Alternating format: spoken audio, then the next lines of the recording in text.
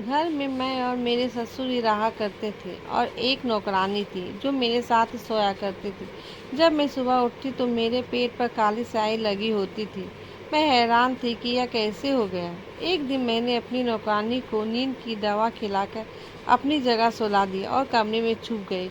अभी कुछ ही देर हुए थे, मेरा ससुर मुझे समझकर नौकरानी के साथ। आज भी मेरे पेट पर वो काला निशान था। लगभग 15 दिन से रोज मेरे पेट में काला निशान नजर आ रहा था। काली स्याही से निशान से मैं बहुत परेशान हो गई थी। कौन था जो रात को ये निशान मेरे पेट पर लगाता था? जब मैं नहाती तो वह निशान हल्का हो जाता था। पहली बार जब वह निशान देखा तो सोचा कहीं से यह दाग लग गया होगा, लेकिन यह निशान रोज मेरे पेट में लगा होता था। अब तो मुझे शक होने लगा था, लेकिन मैं शक भी करती तो किस पर करती। मेरे घर में मेरे अलावा दो ही लोग थे, एक मेरे ससुर, दूसरा काम वाली लड़की जो मेरी उम्र की थी। बात कुछ यूँ है कि मेरी शादी के बाद ही मेरे पति को वापस दूसरे शहर जाना पड़ा, क्योंकि वो वहाँ जॉब करते थे। मेरे ससुराल में मेरे ससुर ही थे। सास के पहले ही मृत्यु हो चुकी थी और मेरे पति दीपू अपने माता पिता के इकलौते बेटे थे, लेकिन जॉब दूसरे शहर में करते थे और मुझे करते थे कि तुम्हारा वीज़ा लगवा कर तुम्हें भी वहीं बुला लूँगा। मैं अपने पति के जाने बाद बहुत उदास थी। घर में एक ही नौकरानी थी जो मेरे पास रहती थी, वरना घर में मैं तो और मेरे ससुर ही होते थे। लोग तरह तरह की बातें न बनाएं, इसलिए मेरे शादी कुछ दिन पहले ही एक नौकरानी 3 रात के लिए मेरे पास रख दी गई थी, जो हर काम करती थी और रात को मेरे पास ही सो जाती थी। वो भी जवान लड़की थी। पहले तो मेरे ससुर का ज़्यादातर समय अपने कमरे में गुजरता था या फिर लॉज में टीवी देखकर, लेकिन लॉज में भी वो तभी आते थे जब उन्हें नाश्ता या टीवी देखना हो। मेरे ससुर बहुत अलग किस्म के इंसान थे। खाना खाने से पहले हाथ धोते तो 15 मिनट तक हाथ धोते ही रहते थे और बार बार हाथों को सूंघते और कहते पता नहीं कौन सा हाथ ठीक से धुला और कौन सा नहीं। फिर खाना खाते हुए टीवी देखते रहते। वो ज़्यादा बात भी नहीं करते थे। काम होता तो बुला लेते थे। मैं पूरा दिन नौकरानी से घर के काम करवाती और उससे बातें करती रहती थी। शुरू के 2 महीने तो ऐसे ही गुजर गए। वो मेरे पति से भी हर 2 मिनट के बाद बात होती थी। मैं हर बार उनसे अपने वीज़ा का ज़रूर पूछती थी, लेकिन वो वही कहते थे कोशिश कर रहा हूँ। जब कभी मैं नौकरानी से अपने ससुर के कमरे में सफाई करने को कहती तो वो मना कर देती थी। कहती थी दीदी आप भी मेरे साथ चलो, मुझे सांप से बहुत डर लगता है। बार बार मुझसे कभी बेड की चादर बदलवाते रहते, कभी कभी बार बार झाड़ू लगवाते और कहते हैं तुम ठीक से साफ नहीं करती। मैं नौकरानी बात पर हंसने लगी। वो फिर कहती है नहीं दीदी वो ठरकी लगते हैं, उनकी नज़र अच्छी नहीं है। क्या आपको पता है कल वो मुझसे कहने लगे इतनी गर्मी है मेरे कमरे में, मैं नहाने जा रहा हूँ, तुम चाहो तो दुपट्टा उतार कर सफाई कर सकती हो। मुझे उनकी ये बात बहुत अजीब सी लगी। उसे तो मैंने वो कहकर टाल दिया कि बेटी समझकर वो तुम्हारे आराम के लिए बोले होंगे। वो कहने लगी जाने भी दो दीदी, हमने सारी ज़िंदगी तरह तरह के लोगों के घर काम किया, सबके नज़रों को अच्छी तरह से जानती हूँ। फिर वो किचन में चली गई। मैं उस बात को भुला दिया था, लेकिन अब जो मेरे साथ हो रहा था वो कुछ अजीबोगरीब था। आखिर कौन था जो काला रंग मेरे पेट पर लगाता था और मुझे महसूस भी नहीं होता था। रात को मैं देर तक जागती रही। मेरे काम करने वाली लड़की मेरे ही कमरे में ज़मीन पर बिस्तर लगाकर सो थी। रात 1 बजे तक तो मैं जागती रही, लेकिन फिर मुझे नींद आ गई। पूरा दिन घर के कामों में लगकर मैं रात को जाग नहीं सकती। एक बार जब मैं ससुर के कमरे में उनको चाय देने गई तो मेरे होश उड़ गए। वो काली स्याही को उंगली से में लगाए खाली कागज़ पर कुछ आड़ी टेढ़ी लकीरें खींच रहे थे। मैं तो उन्हें शाम की चाय देने के लिए गई थी, लेकिन जो कुछ देख चुकी थी मेरे होश उड़ने के लिए काफ़ी था। जब उनकी मुझ पर नज़र पड़ी तो पहले तो मैं घबरा गई, फिर उन्होंने मुझे गुस्से से बोले तुम बिना पूछे क्यों मेरे कमरे में आ जाती हो? क्या तुझे किसी ने तमीज़ नहीं सिखाई कि दरवाजे पर पूछकर इजाज़त मिलने पर अंदर आते हैं? मैं चुपचाप अपने कमरे में आ गई। मुझे अपने पेट पर स्याही का निशान घूमा तो क्या वो निशान मेरे ससुर? यह ख्याल आते ही मेरी रूह कांपने लगी। ये अजीब सी बात थी। पहले तो मैं दिल ही दिल में ये बात को इनकार कर रही थी, वो मेरे पापा की तरह है, मैं ऐसे कैसे सोच सकती हूँ। लेकिन ये हकीकत थी कि मेरे पेट पर ये निशान होता था और मेरे ससुर भी वही रंग की स्याही से सफ़ेद कागज़ पर कुछ लकीरें बना रहे थे। एक बार मैं अपने कमरे में से निकलकर किचन में गई तो मेरे ससुर नौकरानी के बिल्कुल पीछे खड़े थे। वो ध्यान से बर्तन धो रही थी। वो उसके इतने करीब थे कि शायद कुछ इंच का फासला होगा। मुझे बहुत अजीब सा लगा। इसका मतलब कि नौकरानी उस दिन ठीक कह रही थी कि मेरे ससुर की नज़र और नीयत ठीक नहीं है। मैं किचन में चली गई और अपने ससुर से कहा कि आप यहाँ क्या कर रहे हैं, क्योंकि मैंने उन्हें आज से पहले कभी भी किचन में नहीं देखा। वो मेरे आवाज़ पर हड़बड़ा गए। मुझे किचन में देखकर कुछ अलग से होने लगे। मेरी आवाज़ पर वो नौकरानी बर्तन छोड़कर मुझे देखने लगे। वो भी शायद मेरे ससुर के आने से अनजान थी। पापा अजीब नज़रों से हम दोनों को देख रहे थे। मैंने नौकरानी को नज़रअंदाज किया और ससुर से किचन में आने की वजह पूछने लगी। वो कहने लगे कि मैं इस नौकरानी की छुट्टी करवा दूंगा। ये झाड़ू देखकर बिना हाथ धोए बर्तन धो रही थी। इसके हाथ गंदे हैं। वो परेशान सी हो गई, कहने लगी, साहब क्यों झूठ बोल रहे हैं? मैंने सबसे पहले हाथ धोए थे, उसके बाद ही किचन में हाथ लगाया था। मेरे ससुर तो उस नौकरानी से बहस में उतर आए थे। कहने लगे कि तुम झूठ बोल रही हो। मेरे बेटे के पैसे हराम के हैं क्या? तुम्हें तनख्वाह भी दूँ और तुम झाड़ू वाले हाथ से बर्तन धोती हो? ये तो मैं आज देख लिया, वरना पता नहीं तुम कब से हमें गंदे बर्तन में खाना दे रही हो। मैंने ससुर से बहुत कहा कि आप यहाँ से चले जाइए, मैं खुद नौकरानी से बात कर लूँगी, लेकिन वो भी मुझ पर गुस्सा करने लगे। कहने लगे तुम्हारे ही नरमी का नतीजा है, वरना मैं इस लड़की को 2 मिनट में सीधा कर दूँ। मेरा बेटा परदेश में न जाने कैसे कैसे गुजारा करके पैसे भेजता है और ये लड़की हमें गंदे बर्तन में खाना देती है। आज से तुम ही मेरे बर्तन धोओगी। इस लड़की के हाथ में मैंने बर्तन देख ले तो इसे धक्के देकर बाहर निकाल दूंगा।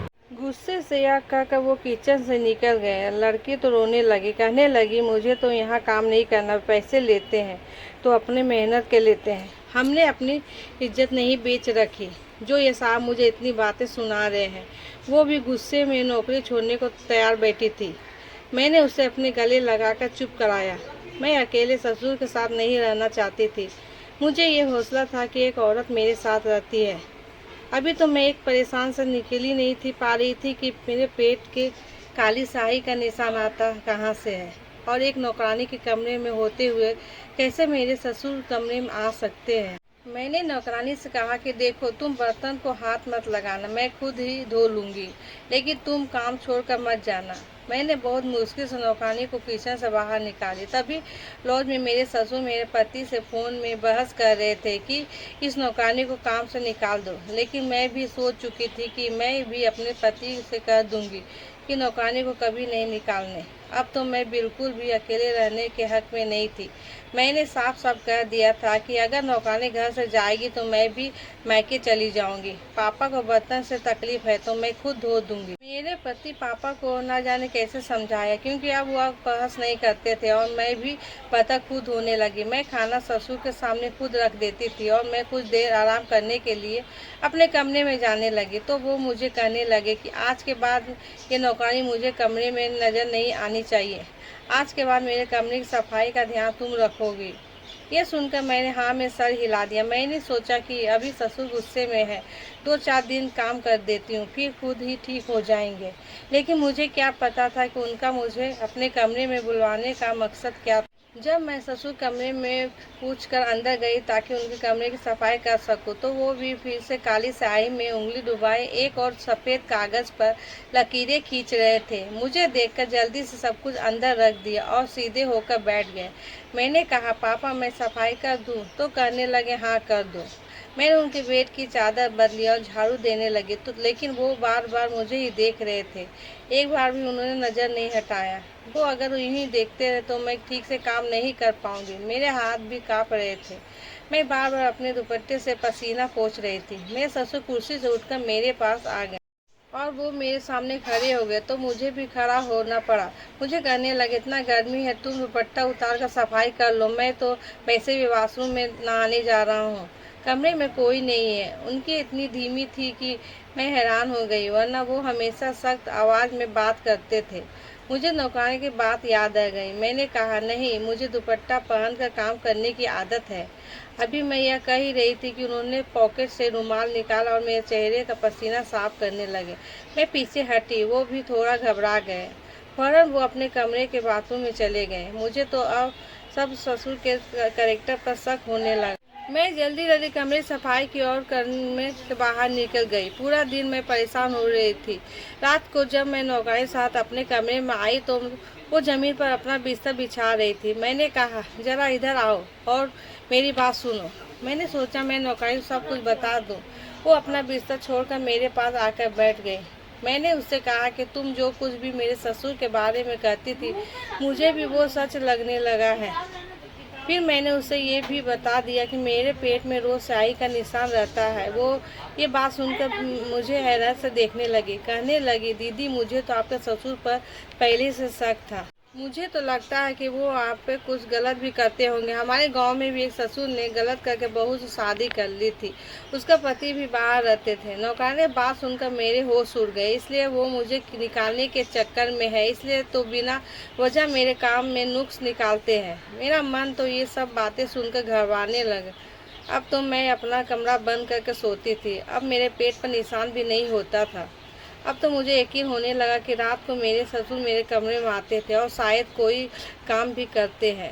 लेकिन ऐसा कैसे कर सकता है? जब से मैंने कमरा बंद किया, मेरे ससुर मुझे घूर घूर कर देखते थे। लेकिन मैंने परवाह ही नहीं की। कुछ दिन के बाद ही मेरे ससुर मुझ पर चिल्लाने लगे। कहने लगे कि तुम अपने कमरे का दरवाज़ा क्यों बंद करती हो? मेरा बेटा तुम्हें मेरी जिम्मेदारी के ऊपर छोड़कर गया है। मुझे उस नौकरानी पर बिल्कुल भरोसा नहीं है, इसलिए मैं खुद आकर बार बार कमरे में झांकता हूँ कि कहीं वे कोई कीमती चीज़ चुरा कर भाग न जाए। ससुर के किसी भी बात पर मुझे भरोसा नहीं था। मैंने रात को अपने पति से कह दिया कि मेरी वीज़ा का जल्द से जल्द बंदोबस्त करें, मुझे उनके पास आना है। जो बात पति ने बताई वो सुनकर मुझे रोना आ गया। कहने लगे कि पापा ने तुम्हारी वीजा लगाने सख्त मना कर दिया है। कहते हैं कि बहू को बाहर नहीं भेजूंगा। मैं यह सुनकर रोने लगी। मैंने कहा कि मुझे यहाँ नहीं रहना, आप आ जाइए या मुझे अपने पास बुला लें। वो कहने लगे, बस 1 साल की बात है, मैं वापस आ जाऊंगा, तुम बस 1 साल के लिए रह लो। मैं इस बात पर भी नहीं मानी थी, लेकिन वो अपनी मजबूरी बताने लगे कि 1 साल के बाद मुझे ज़्यादा पैसे मिलने वाले हैं। अगर आ गया तो मेरा नुकसान हो जाएगा। मुझे अपने ससुर से चिढ़ होने लगी थी। न जाने वो क्या चाहते थे। मैं अपनी मर्जी से सांस भी नहीं ले सकती। कमरा बंद करती तो वो गुस्सा करने लगते।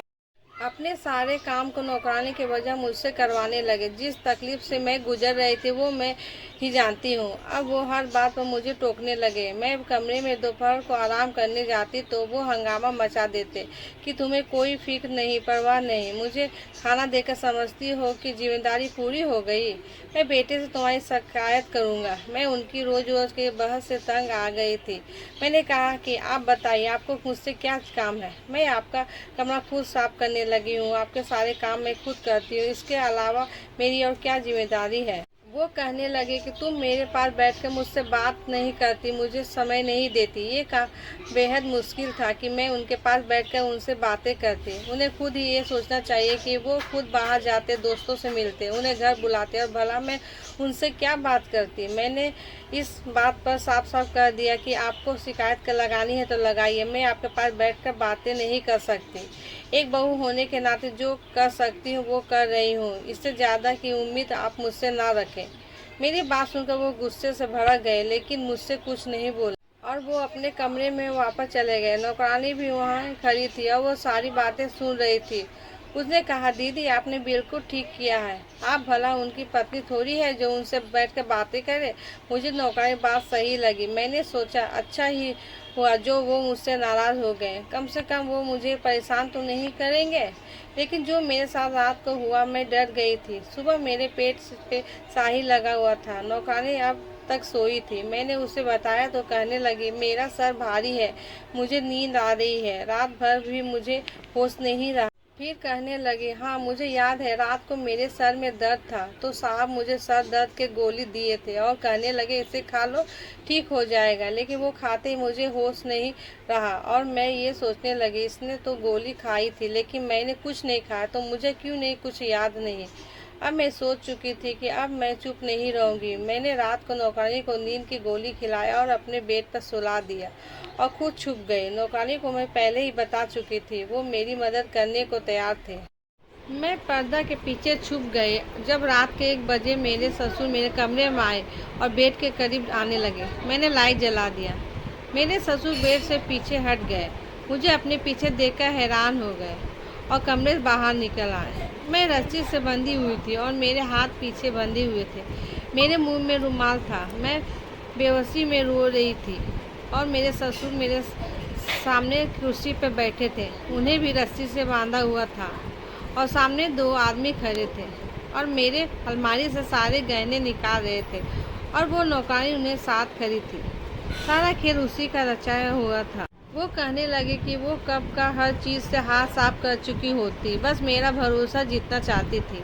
जानबूझकर वो मेरे ससुर के बारे में शक डालती थी और मेरे पेट पर भी निशान भी वही लगाती थी और मेरे ससुर से मेरे खिलाफ बात करती थी कि साहब आपकी बहू अच्छी नहीं है, आपको समय नहीं देना चाहती है, इसलिए तो आपसे बात नहीं करती।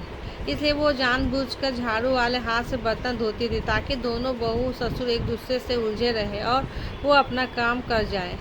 जब मैंने उसे अपना प्लान बताया तो वो अपने आदमियों को बुला ली। उसने कोई नींद की दवाई नहीं खाई थी। वो मुझे और मेरे ससुर को एक कमरे में एक साथ लाना चाहती थी और उसने रात को मेरे ससुर को कहा कि आपकी बहू मेरी जगह पर सुलाकर रात को किसी से मिलना चाहती है। अगर यकीन नहीं आए तो रात को कमरे में आ कर देख लेना। इसलिए ससुर मेरे कमरे में रात को आए थे और बेड के पास यही देखने लगे कि कौन सो रहा है। तभी मैंने लाइट जला दी। मुझे कमरे में देखकर वो वापस जाने लगे तो दरवाजे पर 2 आदमी खड़े थे जिनके हाथ में चाकू था। इन आदमियों कमरे में दाखिल होते ही नौकरानी उठकर खड़ी हो गई और हम बहू और ससुर को रस्सियों से बांधकर सब कुछ चोरी करने लगे।